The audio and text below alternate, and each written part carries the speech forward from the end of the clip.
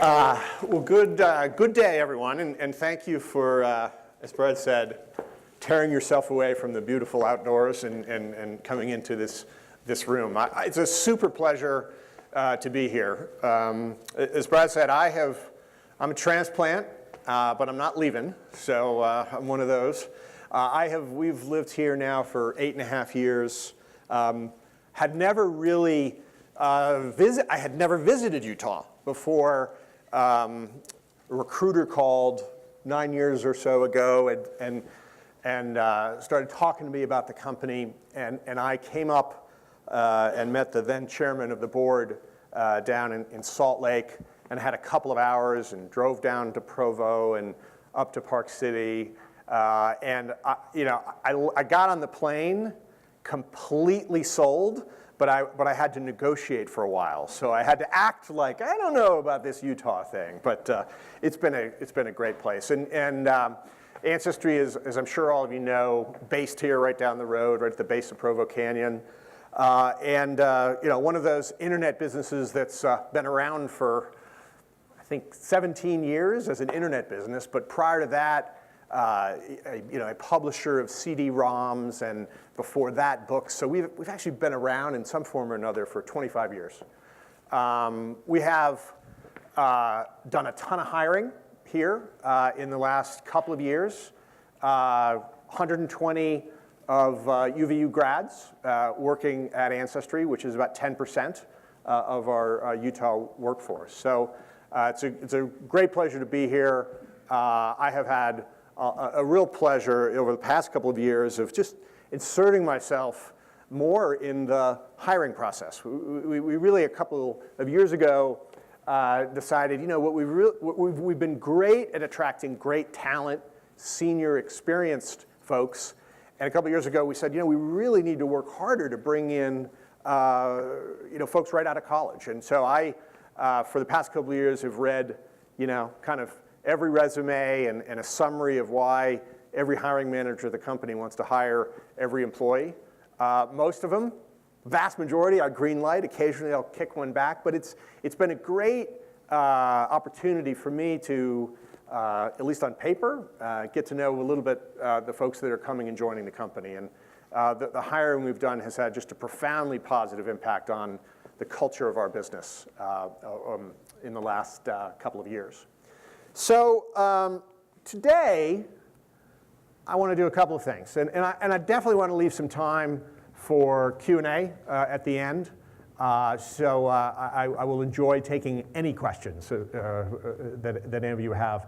But I just thought it would be interesting to, Brad did a great job of sort of summarizing the highlights of my career, but I wanted to take you through that journey chunk by chunk, and there's probably a couple of interesting observations that I could make, and I'll highlight a couple of, well, more than a couple, things that I've learned through that journey. I want to just give you the highest level overview of what Ancestry is for those that you that don't know, and then I will highlight, sort of a set of, I hate to call it wisdom, right, but a few observations or things that really have had a big impact on my career. And I'm 50 years old, I'm almost 51, and I got to tell you, some of the things on that list are things that I've just really learned even in the past couple of years. And so I just continue to learn more and more about how to interact with people and how to operate inside an organization. And I'd love to talk to all of you about sort of how you think about or offer some perspective on entering the workforce and what you might want to think about as you start there. So my first job, if you want to call it that, was working for my older brothers at Sullivan Brothers Contractors. It wasn't really ink, but we printed that on our business cards to make it look more professional. And I think this was a summer job. When I was in high school and even younger, my two older brothers, they were wonderful brothers and they were really good bosses. But they taught me a little bit about how to be an employee, and I would slack off occasionally and they would remind me that no, I was actually working and being paid by them to help paint houses, and sort of learned early on that there is a boss relationship that you had to kind of navigate, even when it's your older brother. In college, and actually immediately after college, I was employed in the nutrition delivery industry, Domino's Pizza, in other words, and a sandwich shop. And yeah, great college job. And actually, I will say I graduated from Carolina not entirely sure what I wanted to do. And I'm not really suggesting you go this way, but I was working on a video project associated with the university for a couple of months. It wasn't really a job, but they were sort of giving me a stipend. And so I kind of deferred all the way through my senior year, committing to the work that I wanted to do. And again, it was sort of liberating to some extent, graduating and not focusing on that. It's funny, I don't recall being terribly stressed. I think about it now, and I think about it if it was my daughter, I'd be terribly stressed. But I had a sort of easy job working in the food industry for about 6 months as I was finishing up a project. I then stayed in Chapel Hill and joined a couple of good friends and colleagues in establishing a for-hire video production company. And I will say, I sometimes get invited to talk about entrepreneurship. This is the only thing I've ever done that was actually true entrepreneurial startup. And I'm going to talk a little bit about that later because I feel like I've had an incredibly adventurous career. But this was my one effort to try to build something. And we didn't really succeed very much. I worked there for 3 years, and so we made enough money to survive in a college town immediately after college, which wasn't much.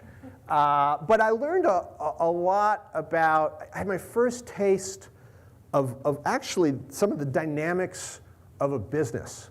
And so I was attracted to this because I actually did have a vision that I wanted to go on and become get into the media business, which I eventually did.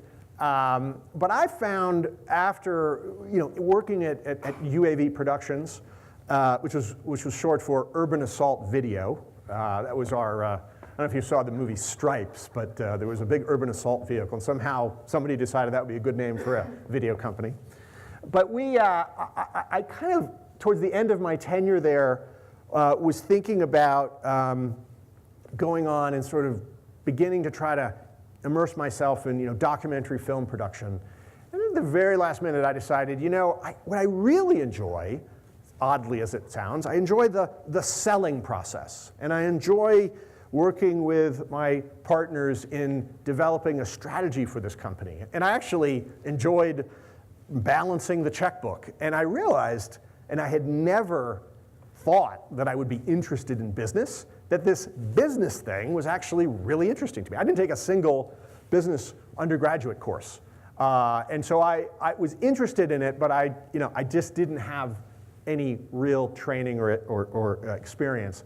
I went off to business school, fortunate enough to be able to go to Harvard Business School for 2 years in Boston, and that was phenomenal. For me, being surrounded by a wide diversity of students that had worked professionally in all kinds of different jobs was really eye-opening, and it refocused me on wanting to get back and work sort of in the media industry. So I, Brad said, went off to the Walt Disney Company. And there were a lot of folks from HBS that were going into Disney strategic planning, and there were folks from my class that were going off and becoming management consultants and investment bankers. And I was so fortunate because I went into an interview process with Disney that was very broad-based. It was sort of front door interview, and then if you got past a certain point, you could start talking to different business units. And I ended up going to work as a financial analyst for international home video. So home video at that time was just kind of getting going, if you can believe that, pre-DVDs. And the international part of that was really, really small. So I was, probably one of 4 or 5 people in the finance department, and my job was to, help aggregate the spreadsheets to put together a budget and a forecast. And I just spent so much time in my first couple of years there on the computer that I developed carpal tunnels syndrome. So this was not a glamorous job. This was number crunching, spreadsheet creation, but I learned a tremendous amount about how a business that's operating in multiple countries operates. I learned a little bit about how Disney marketed its films and its products. There was an operations component to the manufacturing of home video, so I learned a little bit about that. And I stayed with Disney, and I stayed in international home video for a full 7 years. And I progressed from financial analyst to finance manager and a director of finance.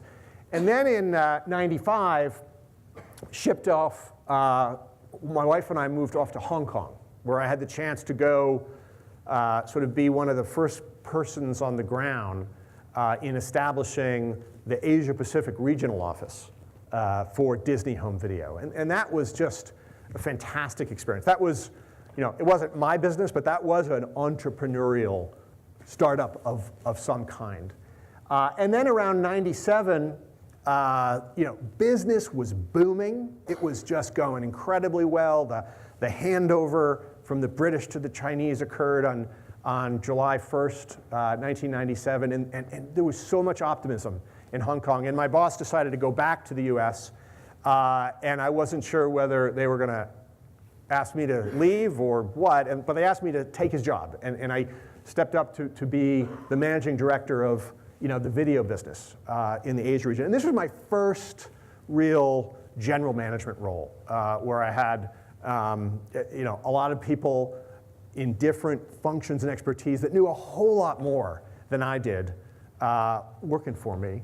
And an interesting thing happened in 97. You may not remember this, or I guess you were alive, but there was a major economic collapse, right, in many Asian economies based on, a bunch of things.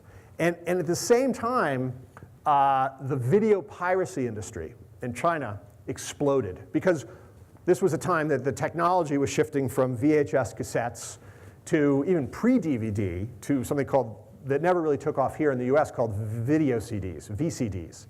And these things were incredibly easy to manufacture. And so the pirates used to need a mini factory to duplicate these VHS cassettes. Now in a room the size of this stage, you could pump out massive quantities, thousands and thousands, tens of thousands of videos. So combination of an economic pressure and this explosion of piracy, just as I took that job, the markets in Asia, many of them just plummeted.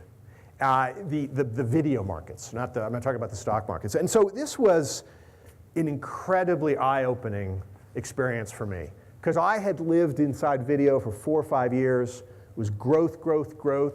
Little Mermaid, Lion King. I mean, it was just hit after hit, and we were investing and expanding our business throughout Asia. And then almost overnight, growth stopped. Korea halved from one year to the next in terms of our sales. Markets like Hong Kong, Taiwan virtually dried up because of piracy. And it was a huge shock and an incredibly valuable lesson. And I often go back, in my entire career, I've thought about the kinds of things I did and the things you need to do as the business is growing, and then the kinds of things and the really hard things you have to do when it's going the other direction. And I think that instilled in me an incredible degree of conservatism and caution, realizing that not every next Disney animated feature is going to be 10% bigger than The Lion King, which was at that time, the biggest movie ever. Came home from Hong Kong in '99, primarily because, 2 reasons. I was in Hong Kong for about 3-4 years, and I realized that was around the time that people either picked up and came home, or ended up staying there, right, forever. And I don't think I was quite ready to live in Asia for the rest of my life. The other thing that was starting to happen that was really intriguing to me was this whole internet thing, right? As a user of the internet, I was astounded by some of the, the things that one could do now online. And I had some friends working in the internet, internet companies back in the US, and I was just amazed by the energy and enthusiasm that they had for what this internet was going to become. So I realized it was going to be hard for me to kind of, make that next leap from Hong Kong. So convinced the Disney execs to let me come home to the US and to manage the Asia region from Burbank, where Disney's headquarters was, which actually wasn't as crazy as it sounds. When I first went out there, we didn't have a lot of subsidiary offices. We had a regional center in Hong Kong, and our job was to kind of build those offices. And really, in many ways, by 1999, that job was largely done. And I realized, this office that I've built here, this team that I have here, we're overhead. We're not really needed the same way we were when we were trying to get the business started. And so I said, look, why don't we just shrink this office? I'll move back. I'll commute to Asia every other week for a while. And I think it'll be a better thing to push out responsibility to these offices that we had set up in Korea and Taiwan and Hong Kong and China and other places. Now, commuting to Asia from the West Coast was hard. I would fly back and forth 1 week out of 3 for a full week, and I had young kids, and it was really hard. And I was, at that time realizing that I really wanted to move on and sort of enter the internet business. So started, meeting with people and found a job. Interviewed with the CEO of what was actually at that time called Ticketmaster Online City Search. And he said, we have 2 jobs that are open that might be good fits. One is CFO. You've had a tremendous experience as a finance person. And the other is this kind of startup role inside our business where we want to try to figure out how to all the people that buy tickets through Ticketmaster, we'd love to sell them T-shirts and CDs and concert paraphernalia and such. And I said, that sounds great. The opportunity to kind of come into a company and build a little business. I knew nothing about coding or developing of software, all new to me. But I jumped in on that sort of VP of e-commerce job. And within about 30 days, maybe 60 days, it was a small team of 2 or 3 of us. I realized this was a terrible idea. That really nobody likes Ticketmaster, and nobody wants to buy anything from Ticketmaster other than the tickets. And they do that, with sort of frustration. So I had a meeting with the senior team, and I said, look, I know you hired me to do this, but I'm not sure this is a great idea. There are companies like Amazon.com and CD Now and Shop.com who are paying companies like us huge sums for new customers. And in fact, I've run the numbers and I've talked to them, and we can make more money doing a deal with somebody like that than the margins that we would make trying to actually sell CDs ourselves. And they listened and they said, well, that's interesting. We'd like you to do it anyway, because what we really care about is the top line revenue. Doesn't matter if we're making money. We just need to have that top line revenue growth for Wall Street. And that was my first introduction to the sometimes strange economics of the internet, and a little bit of that going on these days as well. So took that challenge on. We built a store. Of course, it didn't work. And I ended up doing a deal with a company called Artist Direct, who ended up selling our CDs and concert stuff for us. And so I didn't really have a real job anymore. And I sat with the CEO and said, what should I do? And he said, I don't know.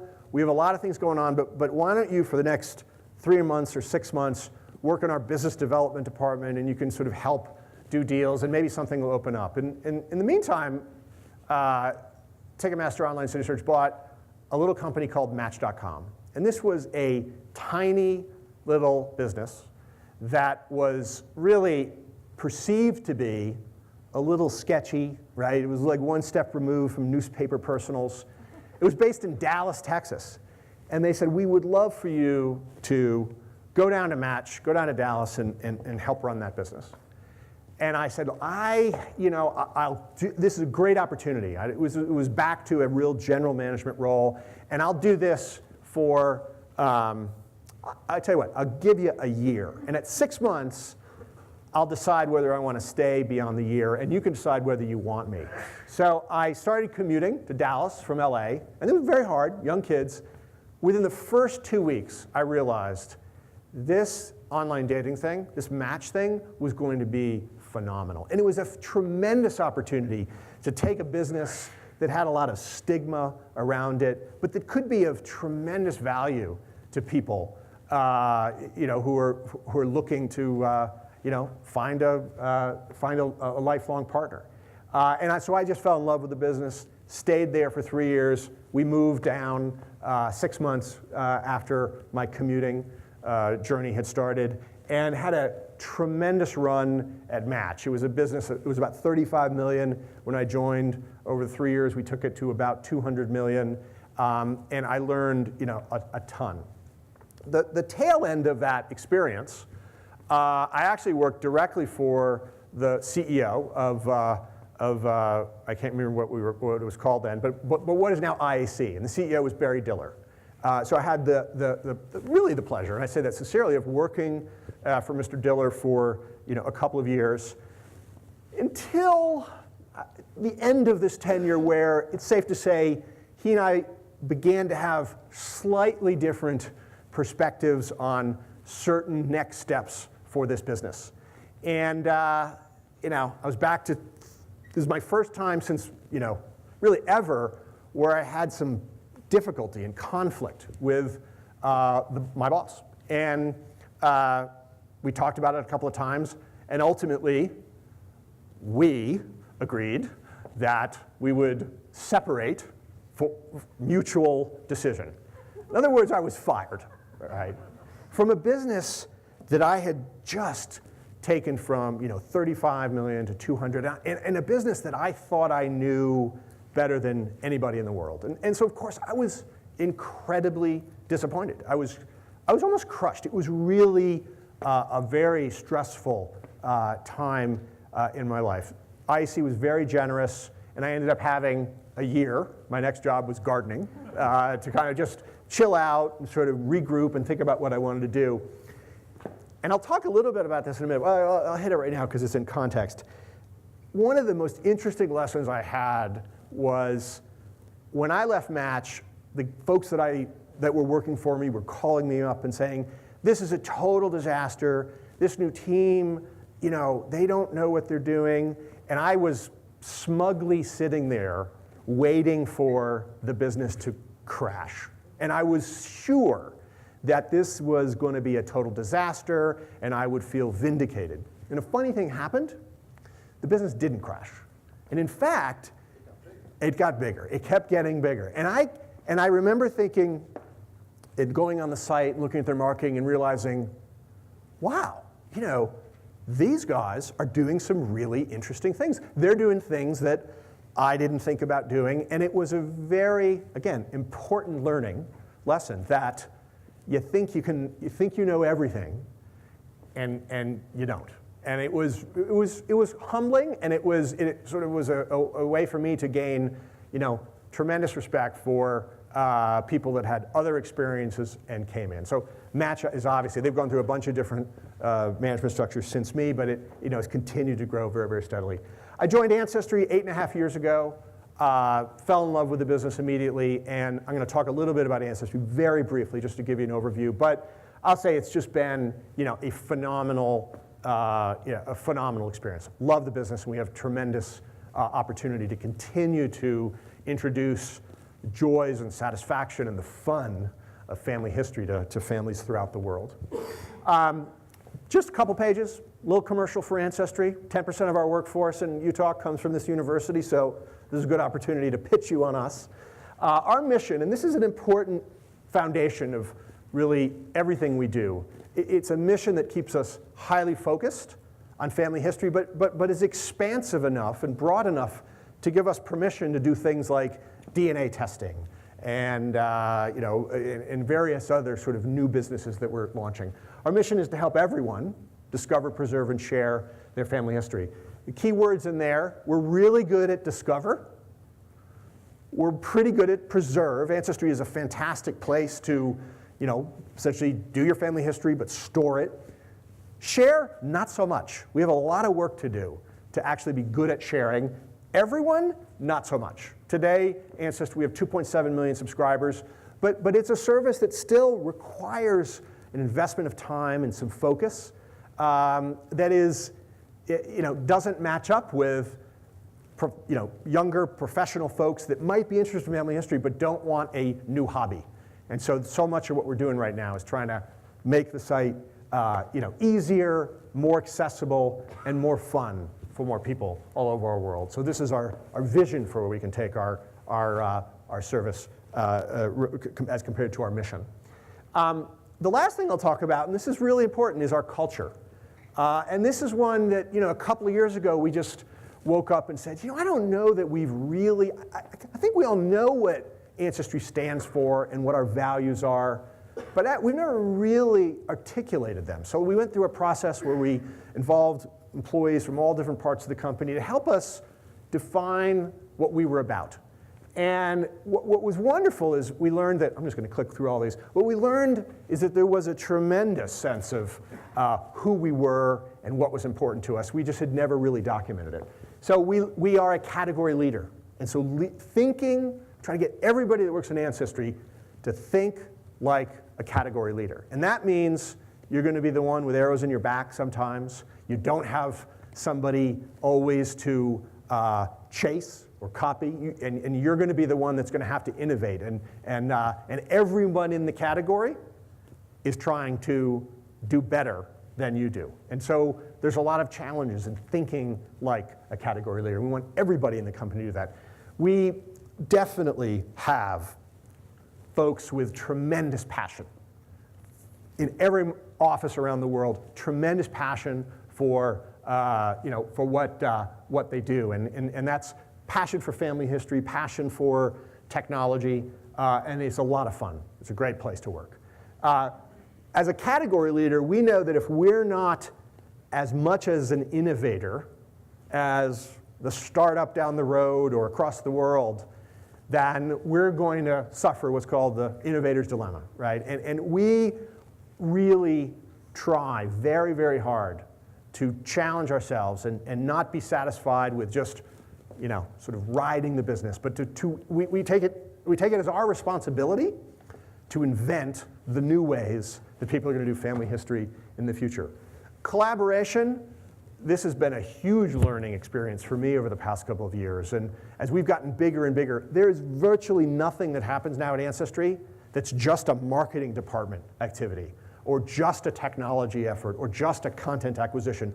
Almost everything to really work has to involve multiple parts of the company. And so we're very serious about setting a tone of civility and sort of professional collaboration. And when that has worked, it has unlocked just tremendous success for us. We released the 1940 US federal census a couple of years ago, and this was an effort that involved marketing and technology and content and legal and all kinds of groups of the company, and we really came together and executed a great launch of that.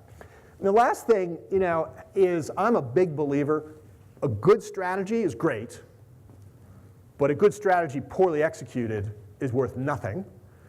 An okay strategy, really well executed, will win every time. Now, obviously, we try to have a great strategy, and execute it well. But at the end of the day, the nuts and bolts, the day-to-day, the smart things that all of the 1,500 people that work for us do to just execute, that is actually the most important thing that I think has underpinned our success. We're 1,500 employees, about 1,200 here in Utah, as I said. We have offices. We have another relatively sizable office in San Francisco. that we set up a couple of years ago, really just to complement our head office here in Utah. And that's an interesting story. We were very worried that when we planted a flag and wanted to have a second office there, that our employees here in Utah would think, what's going on? Are you going to move the company? Are all the good jobs going to go there? We said, nope. This is about recruiting from different talent pool, different experiences. And we think that if we bring in some of sort of talent from folks that have worked at other internet businesses, it'll make us better. And I think almost anybody here in Provo would acknowledge that having this satellite office, this office of about 150 people now in San Francisco, has made our Provo office stronger. Senior engineers that have had tremendously successful careers here, now all of a sudden having the opportunity to not only continue to hire here, but to recruit people in San Francisco. And they, as leaders in our company, have grown better and better and stronger because of now they've been exposed to folks that have worked in other industries and other businesses. So just very briefly, going forward, we're going to continue to serve family historians.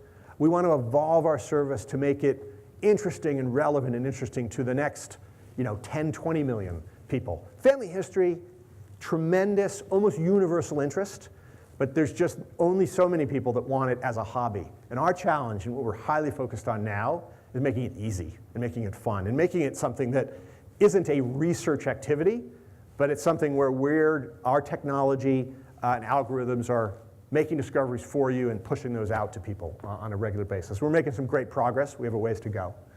And we're going to continue to invest in growing the category and spending marketing, spend about $100 million a year on marketing. I should have mentioned our business these days is run rate of about $600 million, which people, even here in Utah, are, when I tell them that, are sometimes just completely shocked that family history is as big as it is. And here, based in Utah County, is the leader in the space.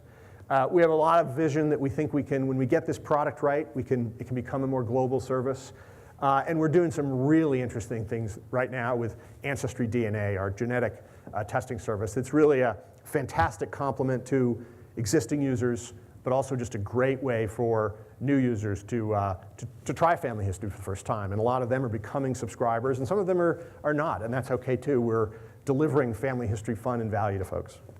So, Brad, tell me again how much time? 12:20 when we're done. Okay, all right. So let me go through this, and I'll leave some time for some questions.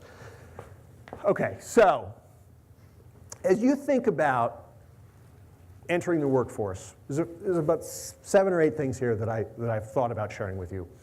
One is there's a lot of focus on entrepreneurship and startups.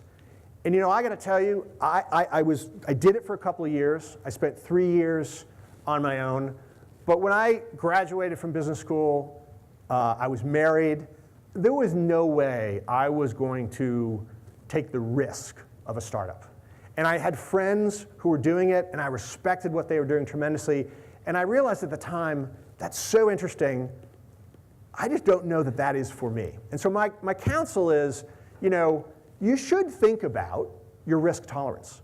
And it's okay not to try to go do a startup right out of college. I mean, it's sort of it's so romanced now.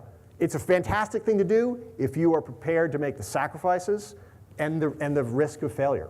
But I often just want to advise people, it's so romanticized, but that's not the way I advanced my career. I started working as a financial analyst and worked my way up and then moved laterally, and it's gone pretty well. And I referenced earlier, the things that I have continued to learn, people really matter. The leadership team that works for me is a fantastic group of folks, and it's taken a while to sort of build that great leadership team. But I think it goes the other way. The kind of people that you go work for really, really matters. Now, you don't always have the luxury of picking your boss, but it does matter. And if you have that opportunity and you're looking at multiple opportunities, I think the personalities and the fit and whether you like the person, and you don't have to like the person, but whether you can work with that person, it really, really does matter. It also matters, so I've talked about, folks that I hire, what I look for, folks, what you should think about when you're, choosing to go work for somebody. But the same is true of your colleagues. I mean, I've always been much, much better when I have found a person or two or three to work together as collaborators. And so the personal dynamics of any job are incredibly important. I think this is something Warren Buffett said once, or something like this, and that is you should go to work for a company whose stock you'd like to own. And that's a wonderful, wonderful proxy for saying a company whose stock you'd like to own is a well-run business that has growth prospects. And when a business is growing, good things happen. There are new hiring, people get promoted, new initiatives get funded, and I think this is something I tell my kids a lot, and that is it's really important to looking for a job and you want to take, obviously you don't always have every opportunity in the world, but if you can find, if you really do want to try to go to work for companies that are successful, category leaders, ones that have a great growth prospect. Good things happen when you're working for a company. Lots of opportunities are created when you're working for a company that is succeeding. I have now lived in Utah 8.5 years with my wife Jane and my kids, and this is the longest I've ever lived anywhere since my childhood home in Albany, New York. And so since the day Jane and I were married, we've lived in 5 different cities. We never lived anywhere longer than 3 or 4 years. And this was a sacrifice. We have never lived within 500 miles of our parents as our kids have grown older. But I also say it was a great adventure. And I think, like the risk tolerance point, I think I would encourage you all to think about what is important. And don't ship off to a different city if that's going to make you uncomfortable.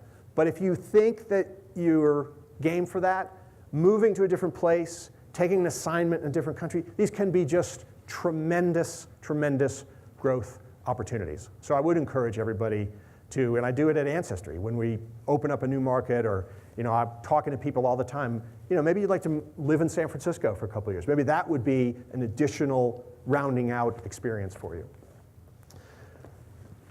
There's a lot of talk about, failing fast. I want to sort of just briefly really highlight the fact that failure is a wonderful thing. And I want to sort of draw a distinction between 2 different kinds of failure, and I think there are tremendous benefits and lessons in both of those. So there's a lot of discussion in Silicon Valley and in internet startups about failing fast. So that kind of failure isn't really failure. That kind of failure is what I'll just call iteration, quick failures, and then quick experimentation. And that is just, frankly, a good way to run a business. Quickly figuring out whether your thesis and your hypothesis is correct, and if it isn't, no hard feelings, move on to the next initiative. So failing fast inside a business is, frankly, that's a great thing, and it can be very satisfying, frankly. The other kind of failure is the kind of failure that, the capital F failure that I thought about when I left Match.com. Wow, I thought I had it all right there, and then, here I am, looking on the outside looking in. But the lessons that I learned about what I thought I knew, what I thought other people didn't know, have been so incredibly valuable. And when I came to Ancestry, what was then my family, I mean, the number of things that I did differently were so many, and it was a hugely, hugely valuable learning experience in my life to be told that the job I was doing wasn't good enough. And that, it wasn't a failure per se. Match continued to do very well, but it was a humbling experience. Related to that, and I sort of related that, be prepared to be wrong. No matter how much, I've been at this company 8.5 years. I am wrong every day about something, and I have learned so well. If you don't prepare to be wrong, then you won't be really listening to somebody who has a different opinion. And so I love nothing more than arguing with somebody, junior level person at the company and getting into it and really pressing them on why they believe what they believe and stating very strongly why I think that. And there's nothing I love more than at the end of a conversation or a meeting like that, realizing I was wrong, and this woman or this guy was right. And so I think I've learned more and more as I've gotten older just how wrong I can be. And the best way is to just figure out when you're wrong so then you can change. In a career, I look at the 7 years I spent at Disney, and I look at that time when I was at Ticketmaster when I didn't really have a job, but I didn't pull the ripcord and jump to another company. I was patient up to a point. I was, willing to, see what happened, see what opportunities might develop inside the company where I was firmly rooted. And in both cases, one case at Disney, I realized after running Asia from LA for 6 months, this wasn't the right thing, and so I did pull the ripcord. But hanging around at Ticketmaster, even after we exited the awesome music selling business, led to the greatest opportunity or break of my life at that time, which was to have the chance to go run Match.com. So even people at Ancestry who come and say, I've been here for a couple of years, and the kind of thing I'm doing right now isn't really floating my boat. Should I leave?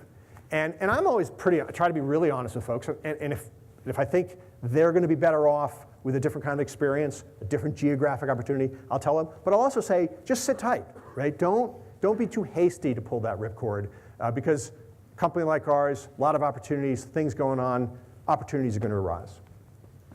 And the last thing, and look, this sounds trite, but I just really want to emphasize the most important thing, the most important way to root yourself in a career, in a company, is to really make sure that you're living true to your moral compass. I got to tell you, integrity, transparency, honesty, and not being a jerk, being sort of civil to people, are just the most important things, the most important keys to success. And like, it's sort of implying that a lot of people don't have integrity. And I don't mean to say that. What I'm really suggesting is I've learned over the years, when I sit with somebody and someone's presenting the forecast, if I know that they're giving me their honest, transparent view of the risks and the upsides, it's a great conversation. The minute I sense someone is, over-promising a little bit or holding back some information, it just breaks down. The level of trust when I don't get transparency from somebody, and I've been there. I learned, not to promise. So another way of saying this is under-promise and over-deliver, and I think that's another great lesson. But also just really be honest and have integrity. So it's kind of trite, but it's incredibly important, and it's sometimes hard to stay true to that. It's also a habit. If you get in the habit of being conservative and honest and transparent, it's a habit. If you get in the habit of holding things back and maybe massaging the numbers a little bit, I don't mean fraud, but not conveying the absolute truth of stuff, it's a very bad habit. So I'm probably running a little late. 4 or 5 minutes for questions, if you have any. Rachel. So how did you necessarily go from doing your Match.com gig? Who approached you about Ancestry? How did you so I kind of been looking at your job experience, and it's like you just jump to the next kind of challenge to make you more well-rounded, to build you what you are somewhat now. Yeah. And I've been in those positions where very often things have happened in my work life and experience that sometimes they're hard to handle, they're hard to get. Yeah. Sometimes it's better to do it than not do it. Yeah. But in the same token, when you take that step back and let somebody else do, the gutsy, Yeah. you want to do it, but then you're like, what, I don't know. Yeah. So it's interesting, in that year that I took off effectively between Match and Ancestry, my goal was out of the gate, I'm not even going to talk to recruiters or headhunters for 3 months. I'm just going to relax, chill out. You know, I haven't had a chance to do this in years, and I enjoyed it. But the first headhunter that called, I answered the phone, and you know, obviously sort of engaged. And it was an opportunity to go be CEO of a great company. I won't name it. And I thought I had the job. This was like a month after I left, and then at the last minute they decided to go with somebody else, and I was, you know, kind of bummed out because I thought that was going to be it. Ancestry, or my family at the time, was a company I knew because a good friend of mine that I'd worked with at Ticketmaster had been running the business. He had moved on, but I knew a lot about it. When I was at Match and he was here, we would get teams together, and we were very different companies, but similar online subscription models and user-generated content. So we would sort of get our teams together and share best practices. So when the headhunter called me about that company, I'd never been to Utah, but I was super intrigued because it was definitely something like Match, but different, and you know, obviously more interesting and exciting in my view. But I also was toying. I actually had started my own company. I had incorporated something. I was going to do a startup myself. I had hired an employee, and I was working in our living room or our dining room table, which my wife loved, not so much. And I just realized, you know, I really enjoy the dynamic of working in a big company. And I realized, like, I don't know that I was at this time I was, you know, north of 40. I wasn't sure, back to sort of risk tolerance.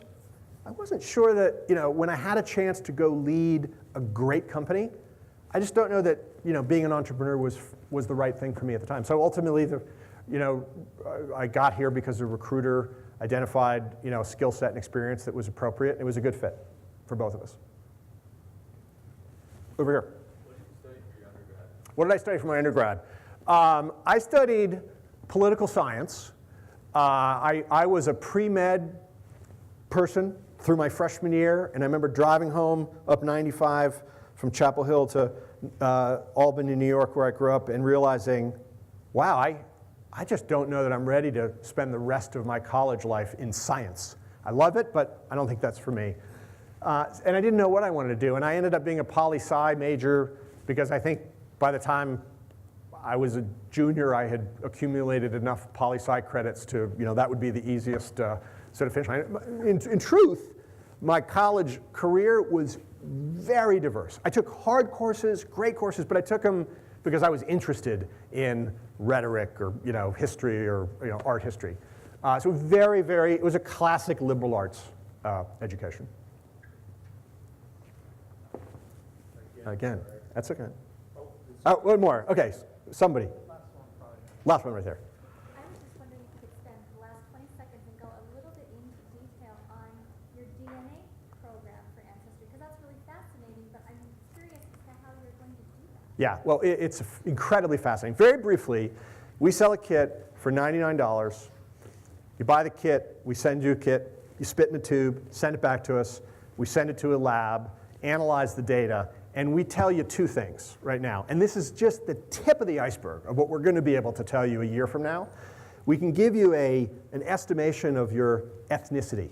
And that's really just done by comparing your DNA to a sample set of you know, hundreds of different reference samples from, you know, West Africa and Asia and Native Americans. And we also can connect you with a very, very high degree of confidence to anybody that's probably, you know, fourth or fifth cousin, maybe sometimes beyond that. What's valuable for existing subscribers is you may have a tree, I may have a tree, and the DNA test may say we're related, but if we can then but if we have that, you know, common person, that's a real evidence-based confirmation or probable confirmation of that ancestor. So it's really just a, you know, a tremendous opportunity, and we have about 350,000 people in the database, and it's going to grow from here. So this has been a huge pleasure. Thank you for indulging my ramblings, and I enjoyed it. Thank you, Tim. We have this gift for you. We appreciate you being here today. We do have a couple slots if you're interested for lunch. They're still open. Just check with Pam out there.